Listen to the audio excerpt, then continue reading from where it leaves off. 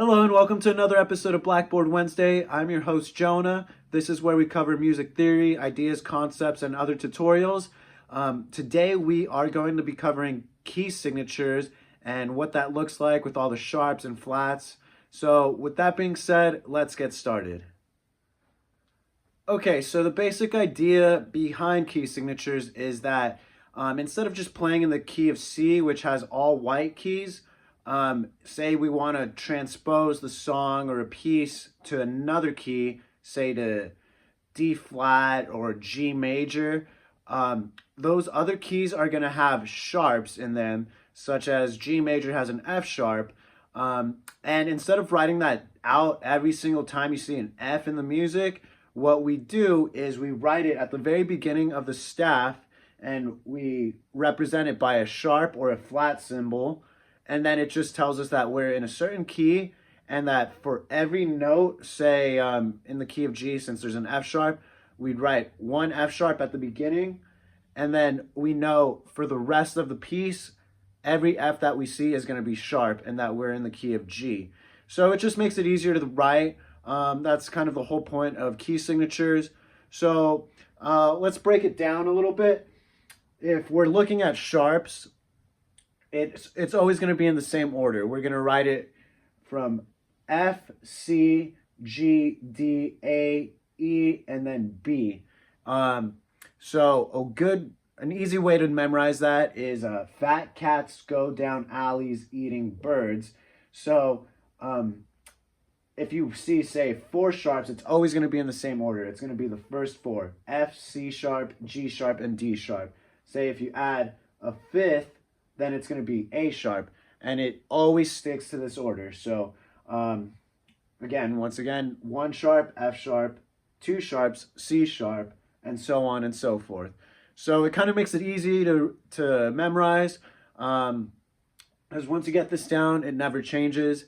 Okay, with that being said, now we're going to go and see what key are we in, depending on how many sharps there are. So this is where it could get a little tricky, but there's an easy formula that I use that I learned years ago.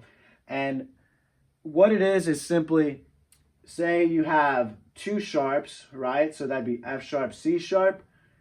So the key we're in is simply just going to be the next letter of the musical alphabet. So A, B, C, D. In this case, C sharp, the letter after C is D, so we'd be in the key of D.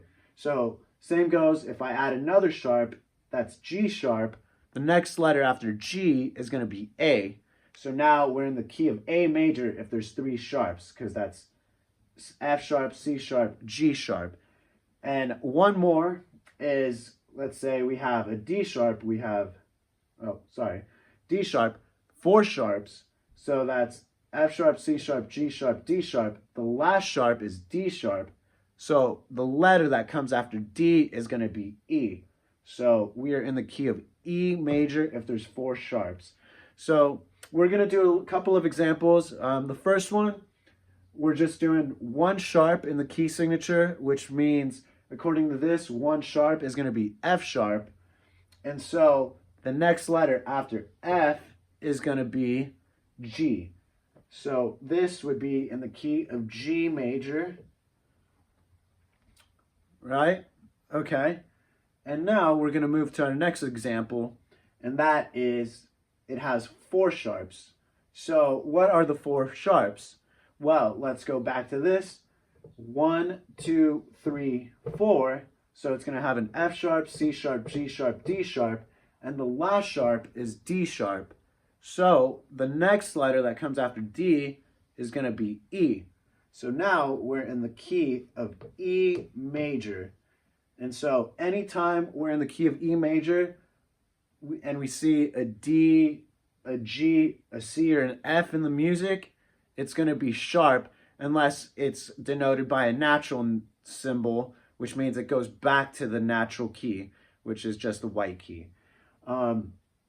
Okay, so that's the key signatures with sharps. Now we're going to do key signatures with flats. Kind of the same concept. It always goes in the same order. The order changes for flats. And there's another acronym for that. So for flats, I memorized it as, it spells out the word bead, B-E-A-D, for the first 4 flats. And then after that, I memorized it as greatest common factor, or G-C-F flat. These are a little more rare, just having like a C flat or F flat, but it is possible to run into some music where there are that many flats. It just depends what you're playing, what your level is at, things like that.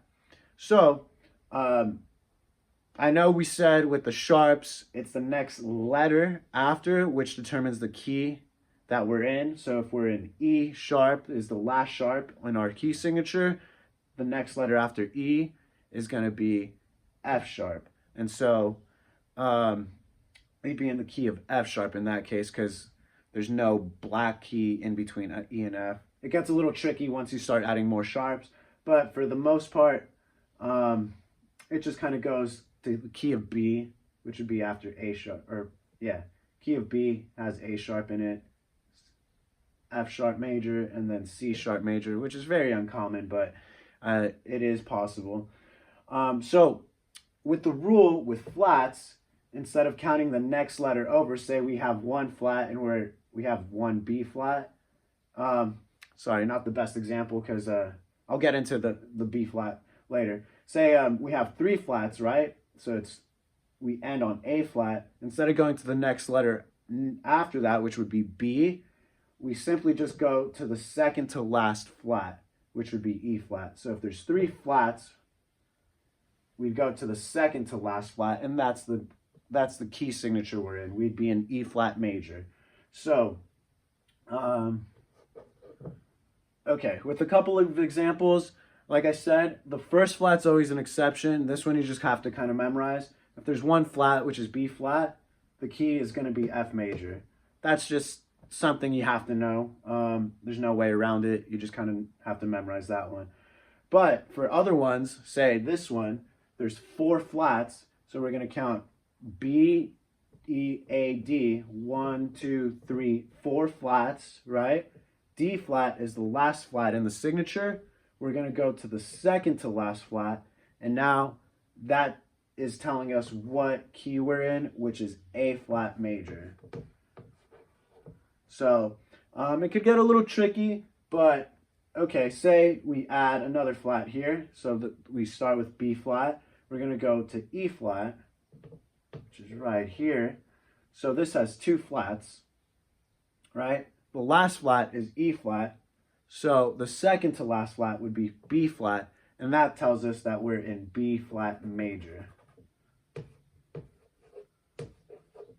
So yeah, that's kind of how it determines what key signature we're in. It's very useful in writing music, and it's just something that you should know, especially if you're reading sheet music, playing different instruments, things like that, doing notation. It's very crucial that you know these things. Yeah, so if you have any questions on this episode, please leave them in the comments below. I hope you enjoyed today's episode, and I look forward to seeing you next week. Yeah, and thank you once again.